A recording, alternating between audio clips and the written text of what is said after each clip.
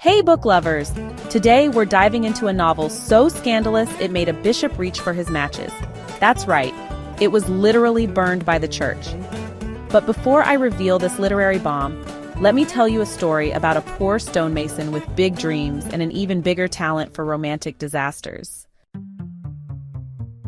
Meet Jude Fawley, a country boy with stars in his eyes and Latin verbs in his pockets. Jude dreams of becoming a scholar at Christminster University. Only problem? He's poor and self-taught. And in Victorian England, that's like showing up to a royal ball wearing potato sacks instead of formal wear. You're just not getting in the door. But Jude's academic rejection is just the appetizer in this feast of disappointments. Let's talk about his love life, which is basically a Victorian soap opera with extra tragedy. First, young Jude gets trapped in marriage with Arabella, who tricks him by pretending to be pregnant. Classic move, Arabella. Then he meets his intellectual soulmate and cousin, Sue Bridehead. The chemistry is off the charts, but there's a slight problem. Sue marries Jude's former teacher, Mr. Phillotson, in what might be the worst romantic decision since Romeo drank that poison without double-checking if Juliet was actually dead.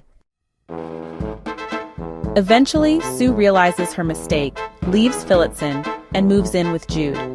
Are they finally happy? Nope, because Victorian society doesn't look kindly on unmarried couples living together. Jude loses his job and can't find work until they pretend to be married. Talk about work-life balance issues. Sue and Jude are what we'd now call free spirits. They hate social structures and think marriage is just a meaningless contract. As the author puts it through these two rebels, do not do an immoral thing for moral reasons. That's their philosophy in a nutshell. But here's the million-dollar question. How can two people with views completely opposite to society's norms actually survive in that society? Spoiler alert, not well.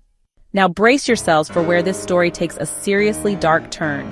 Jude's son from his first marriage with Arabella, nicknamed Father Time because he's basically an old soul in a child's body, comes to live with them. The poor kid looks around at their poverty and the two additional children Sue and Jude have together, plus another baby on the way, and thinks, this is too much suffering. In perhaps the most shocking scene in Victorian literature, the child kills Sue and Jude's two babies and then himself, leaving a note that reads, "Done because we are too many. Yes, spelled M-E-N-N-Y. I'm not crying, you're crying." This tragedy completely breaks Sue. Her progressive, free-thinking spirit crumbles, and she decides her suffering is divine punishment for living immorally. So what does she do? She returns to Phillotson, the husband she never loved, as a form of self-punishment. Meanwhile, Jude, heartbroken and alone, literally dies of grief in the rain while trying to reach Sue one last time. So what's this ray of sunshine I've been describing? None other than Thomas Hardy's final novel, Jude the Obscure, published in 1895. This book was Hardy's final middle finger to Victorian society. It attacked everything sacred: marriage, religion, class divisions, education, and people were not happy about it.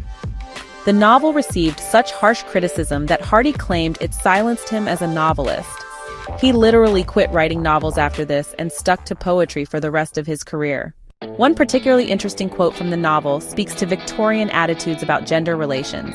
No average man, no man short of a sensual savage, will molest a woman by day or night, at home or abroad, unless she invites him. Until she says by a look, "Come on," he is always afraid to, and if you never say it or look it, he never comes. Yikes! Let's just say views on consent and harassment have come a long way since then. What makes Jude the Obscure so powerful is how it challenges the rigid social structures of its time. Hardy asks, what happens when individuals' desires clash with society's rules? Usually society wins, crushing the individuals in the process. But by telling this story, Hardy plants seeds of doubt about whether those rules are actually just. As our summary points out, this book is perfect for those who are interested in classical fiction, and one that writes against or challenges the dictates of the times. It's a Victorian-era rebel yell that still echoes today whenever we question outdated social norms. The book was literally burned by a bishop for its criticisms of Christianity and marriage. But over a century later, it's considered a masterpiece of English literature.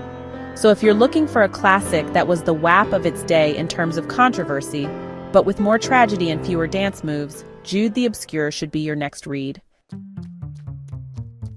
Thanks for joining me on this journey through Hardy's most controversial work. If you enjoyed this deep dive, hit that subscribe button and let me know in the comments which classic controversial novel you'd like me to cover next. Until then, happy reading, and remember, in the words of Hardy, don't do immoral things for moral reasons, or something like that.